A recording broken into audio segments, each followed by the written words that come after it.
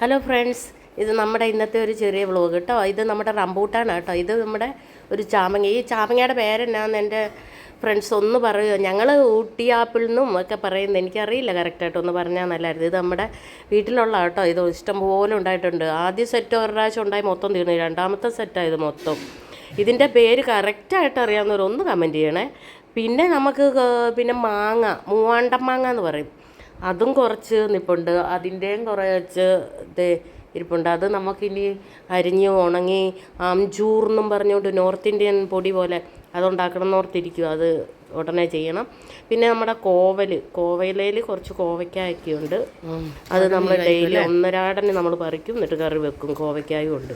അങ്ങനെയാണ് നമ്മുടെ കാര്യങ്ങൾ. പിന്നെ കുറച്ച് അടയ്ക്ക ഉണ്ടായിരുന്നു, അത് ഞങ്ങൾ ഉണങ്ങി അതങ്ങ് പൊളിക്കുക. പിന്നെ ഈ ചക്ക നമ്മുടെ പ്ലാവയില കേട്ടോ. ഇത്രയേ ഉള്ളൂ ഇന്നത്തെ വ്ളോഗ്. എല്ലാവർക്കും ഇഷ്ടപ്പെട്ടെങ്കിൽ ലൈക്ക് ചെയ്യുക, കമൻറ്റ് ചെയ്യുക. ഓക്കെ.